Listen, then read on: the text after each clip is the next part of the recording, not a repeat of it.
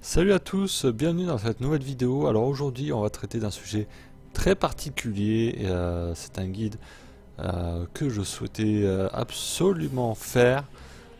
Il s'agit du guide touristique du Void tel que je l'ai nommé, tel que j'ai voulu le nommer à proprement parler. Alors qu'est-ce qu'on va trouver dans ce guide touristique du néant, Void ou néant? Euh, on va faire un tour complet en fait. On va faire un tour complet, on va présenter les zones, on va présenter les types de missions que l'on peut y rencontrer. On va faire un petit peu un récapitulatif des niveaux, niveau d'accès, niveau global des missions de cette zone-là. On va faire un petit tour d'horizon des ennemis que l'on peut y rencontrer. Et aussi de leur monter en niveau. C'est très important de savoir un petit peu où c'est qu'on va mettre les pieds et qu'est-ce qu'on va notamment rencontrer si on souhaite faire des survies ou des défenses un petit peu plus élevées que les 20 premières minutes ou les 20 premières rotations. Enfin rotations, 20 premières vagues. On va terminer notamment avec les équipements conseillés dans le Void. Si on a envie vraiment d'en profiter un maximum et de pas trop se casser les dents dessus. Et puis on va terminer avec quelques trucs et astuces toujours bon à savoir. Alors première partie, donc la présentation des zones. Donc pour accéder avant tout au néant, il vous faut une clé du néant. Donc voilà, donc c'est sur cette formule là. Je ne sais pas si c'est exactement sous cette forme là dans votre inventaire. Vous pouvez l'avoir soit par récompense journalière, soit dans le pack, dans le marché, mais ça on n'y touche pas. Défense d'y toucher. Il y a bien d'autres moyens à disposition pour gagner des clés du vide autrement que dans le marché qui est hors de prix. Notamment les packs qu'il y a dans le syndicat à condition de l'avoir monté, peut-être pas chez tous les nouveaux joueurs. Un petit peu plus accessible dans les alertes. Alors il existe des alertes de temps à autre avec des clés. Bon, c'est pas forcément tous les jours ou toutes les heures qu'il y en a, mais ça peut arriver. Des choses beaucoup plus fréquentes, vous pouvez en retrouver en tant que récompense de mission. Surtout dans les défenses, surtout dans les survies et surtout dans les excavations. Il y a des excavations où on peut récupérer 3 ou 4 clés en une seule session, et les excavations ça va très rapidement. Je vous conseille justement ce dernier point pour aller chercher vos clés. Et surtout si vous cherchez des clés type sabotage et des T2 et des T3 sabotage sur les missions excavation, des fois ça tombe vraiment bien. Interception aussi, de temps à autre, vous pouvez attraper des clés T3 ou T4. Je pense notamment à certaines interceptions, un petit peu plus haut niveau sur les planètes classiques, qui peuvent vous donner des clés T4.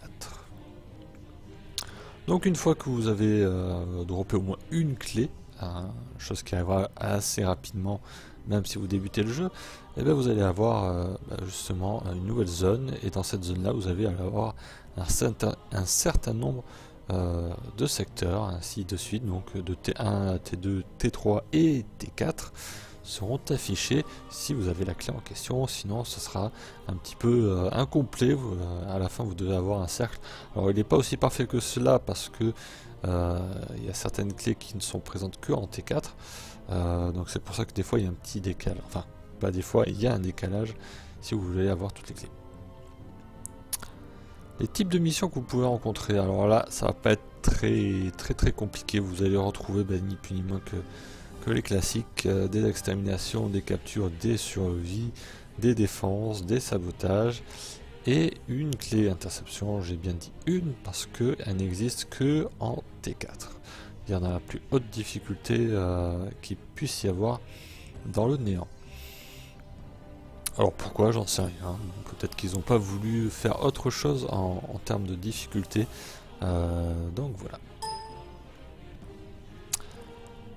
Un petit récapitulatif des niveaux. Alors vous allez me dire T1, T2, T3, T4. qu'est-ce que ça vaut, quels sont les niveaux qu'on peut y trouver. Alors les joueurs ils ont surtout, ils ont beaucoup moins l'habitude de dire tour, même si c'est la vraie dénomination de la clé. Ils disent surtout tiers, et en fait c'est un petit peu le cas quand même, un petit peu sur les bords, que les clés T1, T2, T3 et T4 sont d'ordre croissant en fait en difficulté.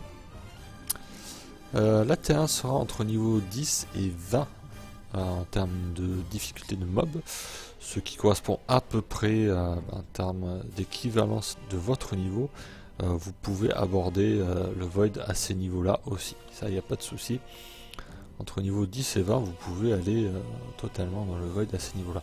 Attention cependant, sur tout ce qui est défense et survie, le niveau ne va pas s'arrêter au niveau 20. Une T1 survie où on reste très longtemps, ça va monter tout aussi haut, dans les 60, 80, 100, ça ne va pas s'arrêter de monter. La limite 20, c'est pour les missions de type extermination, de type capture, etc. Vous allez trouver exactement des mobs entre le niveau 10 et 20. T2, on va de niveau 20 à 30, T3, on va de 30 à 40, ce qui est assez facile en fait à retenir. Hein. T1, vous pouvez multiplier par 10, ça commence au niveau 10 à 20, voilà, un écart de 10 niveaux. T2, multiplié par 10, on arrive à niveau 20. Sauf pour T4. T4, c'est autre chose. On garde toujours de niveau 30 à 40. Cependant, les ennemis vous font 3 fois plus de dégâts. Donc, à bon entendeur, c'est beaucoup plus important. C'est un buff assez présent. Ça peut faire très mal très vite.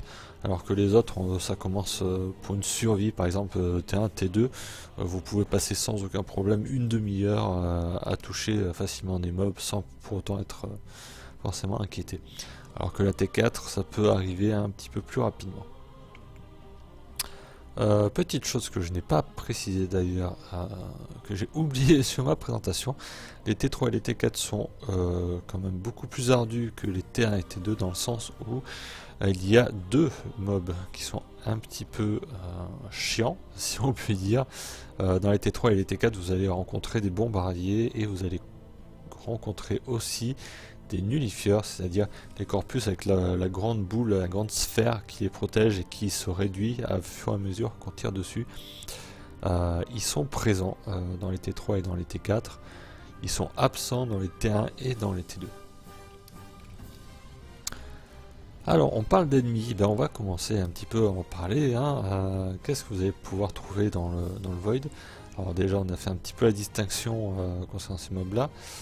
Vous allez rencontrer des lanciers corrompus. Alors, tous les mobs dans le néant, tous les ennemis dans le néant sont corrompus, c'est-à-dire qu'ils c'est un petit peu mélange des grignires, des corpus et des infestés. C'est un mélange de tout ça et sous la forme corrompue. C'est pas tout à fait les mêmes, ils ont des stats plus élevés que les mobs que vous avez pu rencontrer. Un lancier par exemple level 10 et puis le lancier corrompu, il y aura un facteur de 2, je sais pas si c'est sur la vita ou sur les dégâts, mais il sera quand même, il y aura une différence entre les deux. Donc nous avons des lanciers grignires, donc ça c'est du grignire. Des hommes d'équipage de chez Corpus, donc ça rejoint un petit peu tout ça. On a le drone Rockin, alors ça c'est pas du tout, c'est similaire au drone que l'on peut trouver chez le Corpus. Ils ont vraiment le même rôle. Les bouchers grignires, encore du grignire, avec leur cleaver à la main. Des Moa corrompus, bien sûr. Des drones qui seront notamment déployés par ces mêmes Moa. Des heavy gunners, des mitrailleurs lourds grignires, sur leur forme corrompue qui seront bien présents, et ceux-là ils sont beaucoup plus costauds que leur version normale. On a nos chers nullifieurs avec leur petit pactage au dos, version bien sûr corrompue. On a le bombardier, notre fameux bombardier grignire qui s'est fait corrompre, On a l'ancien healer. J'ai pas envie de dire ancien soigneur, ça fait un petit peu moche. Donc il est bien là, en infesté. Et d'ailleurs, je crois que c'est le seul infesté d'ailleurs qui est représenté. On n'a pas d'autres mobs infestés. Et on aura un boss. Il s'agit de Vor Corrompu, mais Vor Corrompu n'est présent que sur les clés T4. Il n'est même pas présent sur les T3, ni dans les T2, ni dans les T1. C'est vraiment exclusif à la T4. Et il apparaît sur un timer assez variable. Hein. Il peut venir dans la minute ou il peut venir 5 minutes après. Ça dépend un petit peu de son planning, hein, s'il est occupé. Donc voilà. Non mais il vient, c'est impossible à prévoir. Il peut même arriver que vous terminiez votre mission très vite et que vous ne le croisiez même pas. 4 bis, les autres trucs hostiles. Alors ça je pouvais pas passer au travers parce que bien sûr le néant c'est un petit peu truffé de pièges. Autant les niveaux normaux que vous faites sur les planètes sont vraiment très simples. Autant dans le néant vous allez rencontrer un sacré paquet de petits pièges. Il faut connaître, une fois que vous connaîtrez, vous allez les esquiver assez facilement, comme si de rien n'était. Ce sont des pièges qui sont pour la plupart mortels. Le piège numéro 1, ce sont ces grosses boules en fait qui sont capables de s'animer si on pose le pied sur certains endroits. Donc voilà, donc ils projettent des lasers. Alors c'est pas tout le temps sous cette forme là, parfois il n'y a qu'un seul laser, des fois il y en a deux, des fois il y en a plein de lasers. Alors il peut arriver que ça soit pas forcément sur des boules, ça peut être très bien collé au mur, auquel cas voilà. Ce sont des rayons qui font assez mal, il suffit de passer très peu de temps pour s'en rendre compte. Si vous restez plusieurs secondes dedans, vous allez mourir, ça c'est plus qu'évident. Ça fait vraiment beaucoup de dégâts. Il aurait fallu d'ailleurs que j'aille chercher la vraie valeur, mais il ne faut pas rester dedans, quoi qu'il en soit. Autre particularité, vous pouvez être sous l'effet de la radiation lorsque vous passez à travers ce genre de choses. La radiation, pour rappel, ça réduit votre précision, mais surtout, ça va vous permettre de toucher vos amis. Et ça, c'est pas forcément très recommandé si vous utilisez des armes qui font des dégâts de zone, ou si vous utilisez même vos compétences, ça peut être assez gênant pour eux. On a des tourelles, ça ressemble à ça les tourelles, ça s'anime un petit peu aussi par des pièges au sol, lorsque vous avancez, que vous voyez que vous avez marché sur quelque chose qu'il ne fallait pas, parfois, soit ça met en marche les boules qui est sur le côté gauche, soit ce drone là, cette tourelle là, pardon. Et puis en moins létal, nous avons des grandes étendues de gel en fait. Parfois vous n'aurez même pas le choix en fait. Si vous n'avez pas de Nova, vous serez obligé de passer dessus carrément. Donc voilà. Et puis en piège un petit peu moins intéressant, vous avez des jarres. Alors la jarre de droite c'est une jarre normale, la jarre de gauche qui est plus petite et puis rouge, et forcément explosive, d'où le code couleur rouge qu'il y a dessus. Donc ce n'est pas un piège qui est mortel, il peut être mortel que si vous avez très peu de vie, que vous faisiez par accident, si vous donniez par accident un petit coup dedans. Montée en niveau, la montée en niveau de nos chers ennemis. C'est bien de savoir qu'est-ce qu'on a, mais qu'est-ce qu'ils valent exactement. C'est là qu'on a déjà un très gros tableau. Alors, sur la première ligne, je vais vous le laisser le dire, je vais vous le laisser assez de temps. Je vais regarder combien de temps exactement on y est, je vais vous le laisser, allez, 2 petites minutes. Donc voilà. Ils arrivent avec un certain niveau, ils apparaissent, je sais pas, certains peuvent arriver au niveau 1, ça arrive, hein. D'autres arrivent directement au niveau 15 et ne peuvent pas apparaître à des niveaux plus bas. Certains arrivent déjà avec des valeurs d'armure assez importantes, je pense notamment aux mitrailleurs lourds, aux bombardiers et dans une moindre mesure on a le lancier. Le Lancer Grinière qui est dans la première colonne qui commence avec 200 d'armure au niveau 1. Donc voilà, donc on a différentes valeurs. Néanmoins, comme on l'a vu tout à l'heure, les mobs évoluent en niveau et ne restent pas à ce niveau-là éternellement.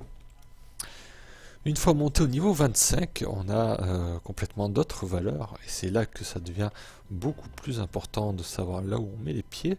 Par exemple, certains mobs n'ont pas une grande variation, c'est-à-dire vous prenez ici même notre boucher qui a que 5 d'armure. Une fois qu'on l'aura décalé quelques niveaux après, 25 niveaux après, il n'aura que 11 d'armure. Par contre, on a des valeurs un petit peu plus importantes. Alors les corpus, ils frôlent un petit peu le millier de points de vie. Par contre, le heavy gunner, lui, il a déjà bien dépassé son petit millier. Et il commence à gagner de l'armure, il est à 855 d'armure. Le bombardier est à 1015 d'armure. Un bombardier aura toujours plus d'armure qu'un mitrailleur lourd, c'est comme ça. On a aussi le moi corrompu quand même, qui est pas si mal en termes de PV. Et puis l'ancien healer qui est à 3800 PV, qui est quand même assez haut. On va monter en niveau. Très bien. On va monter au niveau 50, on va voir ce que ça donne. Et là, on voit que l'écart se creuse. Là, on commence vraiment à sentir la différence. Le boucher tout le temps avec ses 27 d'armure et ses 3500 points de vie au niveau 50, c'est vraiment pas le truc le plus inquiétant. De même que le corpus de base, hein, qui est à 2800 de bouclier et 2200 points de vie. Avec un arc bien modé, vous allez pouvoir toujours le one shot à ce niveau là. Par contre, il y a des choses qui bougent un petit peu côté Grineer, côté Heavy Gunner et Bombardier corrompu. On commence à avoir des valeurs assez fortes d'armure, 2200 et 2500. Ce sont des pourcentages qui sont assez pour retenir 95% à peu près de vos dégâts. 95% des dégâts seront absorbés. Ça fait vraiment beaucoup quand même, hein, que 5% de vos dégâts qui soient vraiment effectifs. On a le moi corrompu aussi qui est à 9000 PV et 4700 de bouclier, et c'est pas mal, ça a quand même pas mal de résistance au final.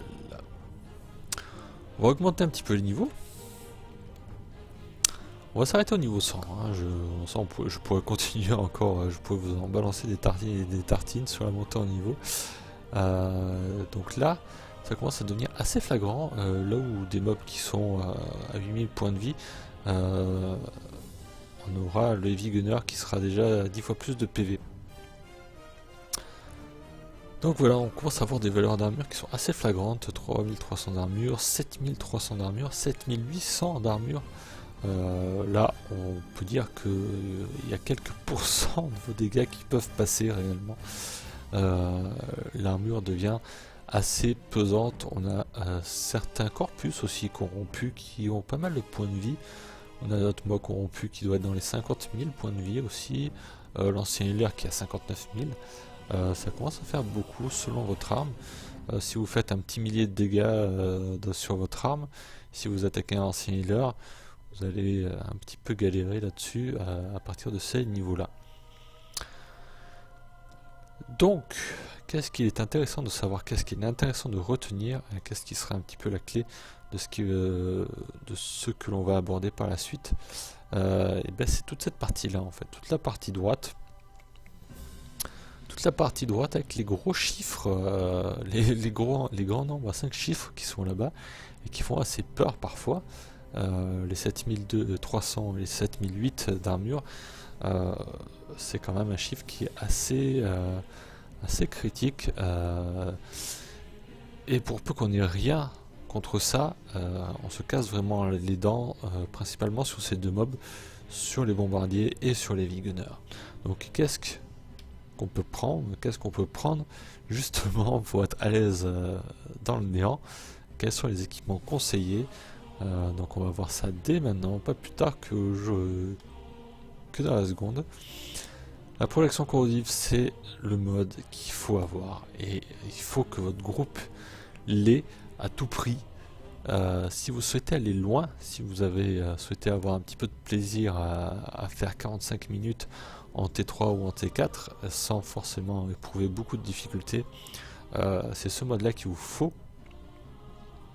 La projection corrosive réduit l'armure de 30% des ennemis et c'est cumulable avec plus il y en a dans le groupe et mieux c'est. Donc si vous avez 3 personnes qui utilisent la projection corrosive, vous réduisez l'armure de 90%, ce qui est pas mal.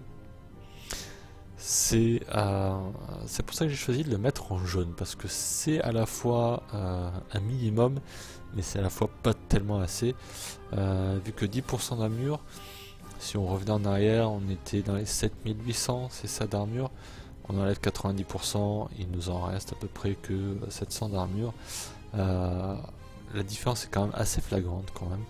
Vous pouvez continuer à taper des mobs à ce level là sans forcément ressentir l'impact de leur armure. Le must étant d'avoir 4 projections corrosives. 4 projections corrosives, vous n'avez aucune armure ennemie. Vous n'aurez à aucun moment. Alors comment on voit l'armure de l'ennemi? C'est simple, vous regardez un ennemi, vous regardez si la jauge elle est jaune.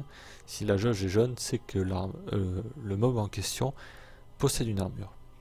Et donc, dans le Void, avec 4 projections corrosives, vous aurez tous les mobs qui seront avec une barre rouge, sauf les corpus qui ont forcément leur bouclier, donc qui seront bleus et rouges dans leur barre de vie. Alors que tout ce qui est Heavy Gunner, ça sera une barre de vie en rouge. Si vous n'avez pas ça, vous pourrez tenter justement de faire du corrosif sur vos armes.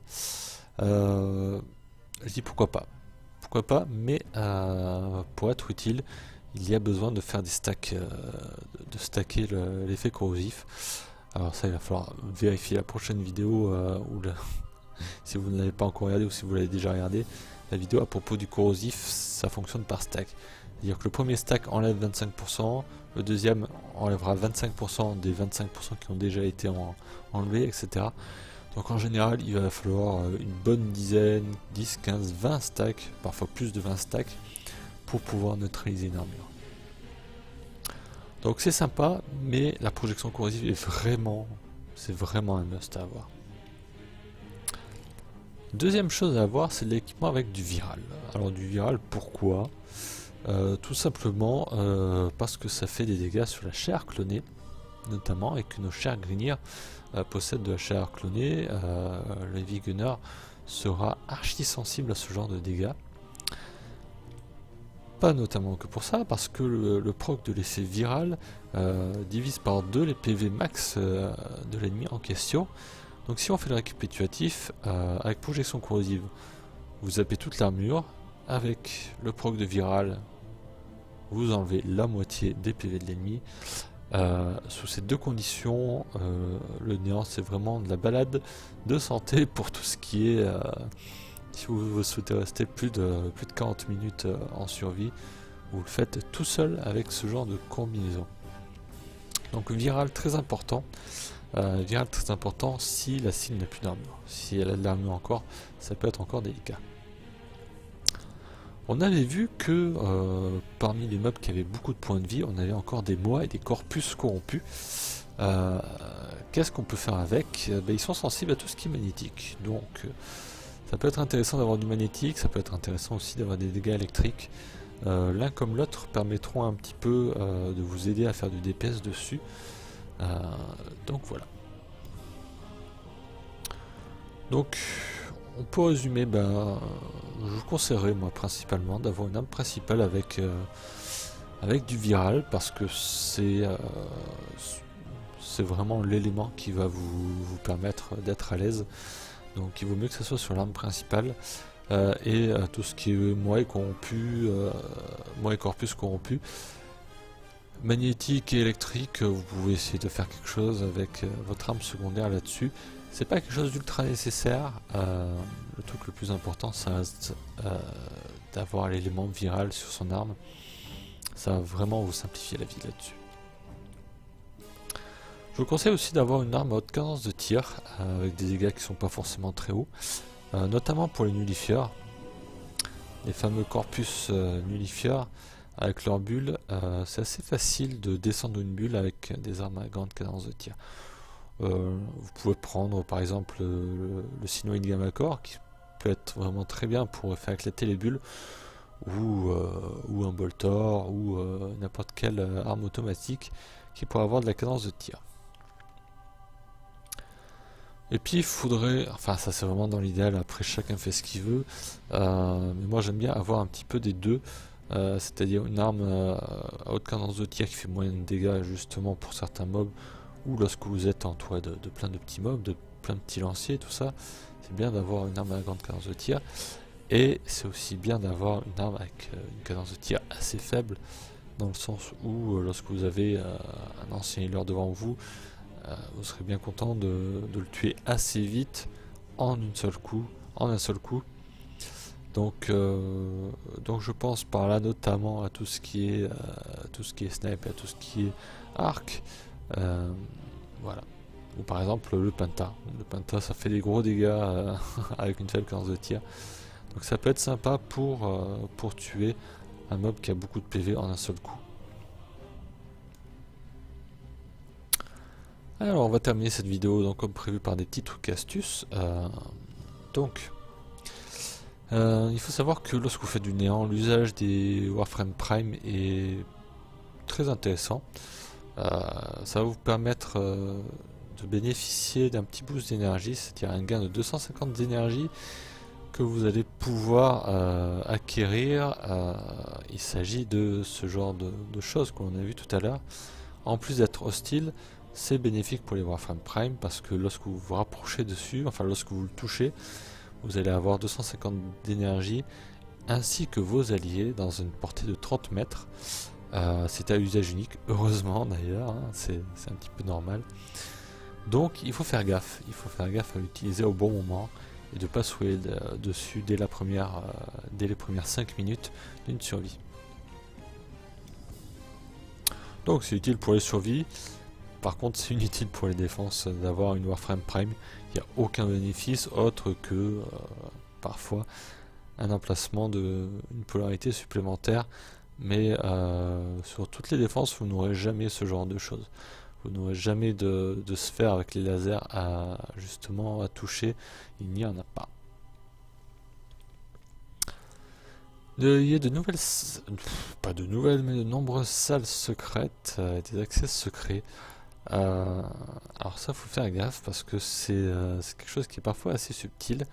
Il y a des pièces voilà, qui vous permettent de casser des urnes, les fameuses urnes blanches. Alors il existe des urnes blanches rares avec des loots beaucoup plus importants dessus, avec des boosters 30 minutes ou 1 heure. Je crois que c'est plus du 1 heure d'ailleurs que du 30 minutes. Donc n'hésitez pas à fouiller un petit peu partout, parfois vous verrez un petit peu, tiens il y a une porte tout en haut, etc. Est-ce qu'il y a quelque chose? Et bien oui, il y a des choses, il y a des casiers à ouvrir, etc.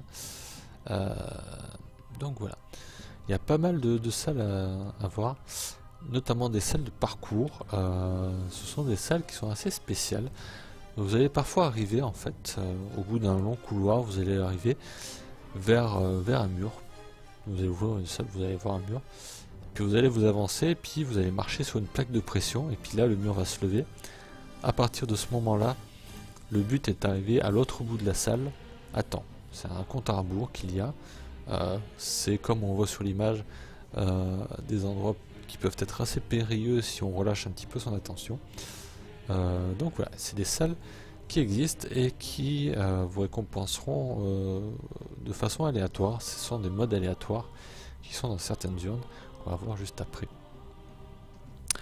Alors ce genre de salles, vous pourrez les trouver plus particulièrement sur les défenses mobiles. Voilà, vous pourrez les trouver sur des captures, sur des exterminations peut-être, mais il y a vraiment une chance beaucoup plus probable de les trouver sur les défenses mobiles plutôt que les autres missions.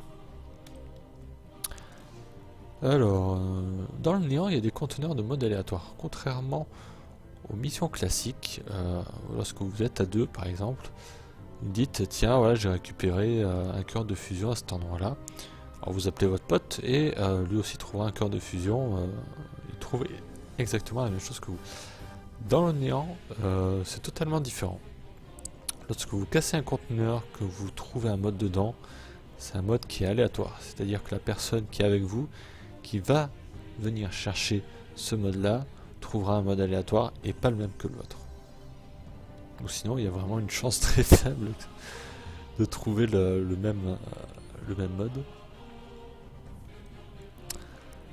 Se rappeler toujours que dans la T4, il y a un buff de 300% de dégâts pour les ennemis, et aussi la présence de Vor corrompu qui vient de temps à autre. Toujours se garder en tête que la T4 c'est un petit peu plus ardu. De manière générale, le néant c'est un des moyens pour farmer le plus efficacement. En général, vous aurez, alors je n'ai pas précisé les montants, mais à chaque fois que vous terminez une mission, une clé, vous allez avoir un montant à peu près fixe de crédit. Ça commence dans les 10 000 crédits environ, ça peut finir dans les 25, 26, 27 000 crédits pour une seule mission. C'est beaucoup plus important que... Enfin, s'il y a certaines alertes qui ne sont pas dans le... Enfin, les alertes ne sont pas dans le void, mais certaines alertes spéciales peuvent donner beaucoup de sous, mais ça reste rare. Et le void permet vraiment d'avoir à la fois des crédits et puis des parties de prime qui peuvent être changées en ducats, donc ça peut être très intéressant. La clé n'est pas consommée si l'objectif n'est pas rempli. Si vous avez un problème, une déconnexion, quoi que ce soit, si vous avez utilisé votre seule clé T4 que vous avez, pas d'affolement, la clé ne va pas être consommée, il faut attendre que l'objectif soit un petit peu rempli, que le minimum de temps sur une survie par exemple soit atteint. Toujours dans la thématique farm, les T1 et les T2 cap sont des zones à farm assez rapides et assez agréables à faire. Vous pouvez acquérir pas mal de crédits de cette façon là et puis une partie prime à la fin de la partie. Lorsque vous avez terminé votre capture, que vous êtes extrait, vous pourrez voir votre récompense. Et dans les récompenses, il y a des parties prime, il y a des formats, il y a des cœurs de fusion, et c'est lourd au kin aussi d'ailleurs. Donc voilà, il y a tout plein de choses. Donc voilà. Puis gaffe au proc de radiation des lasers, on voit des lasers qui sont là-haut. C'est un des choses à éviter par-dessus tout. Si vous avez des compétences qui sont en AOE, vous serez capable de one-shot vos potes. C'est aussi simple que ça. Nombre de fois où j'avais une arme du style gamma corsinoïde qui proc juste à l'instant où je suis sur radiation, vous pouvez tuer tous vos potes d'un seul coup. Merci en tout cas d'avoir suivi cette vidéo, d'avoir eu le courage d'aller au-delà des 30 minutes de vidéo. J'espère que ce guide vous aura un petit peu aidé à voir un petit peu comment mieux aborder le néant. J'espère que vous avez trouvé les clés aussi pour vous stuffer de la bonne façon pour aller dans le néant. Et n'oubliez pas que le néant peut être... vous pouvez y aller dès niveau 15, 20, quelque chose comme ça. Si vous avez quelques modes, vous pourrez y aller sans problème sur les clés T1 du moins. Peut-être pas forcément les clés T2, mais les clés T1 sont assez faciles et assez ouvertes pour tout le monde. Merci encore. N'hésitez pas à commenter, poser vos questions. Toutes vos questions, je les lis et j'essaie d'y répondre le plus rapidement possible. Et si vous avez des idées de sujets dont je pourrais parler, comme ce guide-là, n'hésitez pas à poser en commentaire. C'est avec plaisir que je ferai la vidéo que vous m'avez suggérée. Et en attendant, je vous souhaite une très bonne soirée et à très bientôt.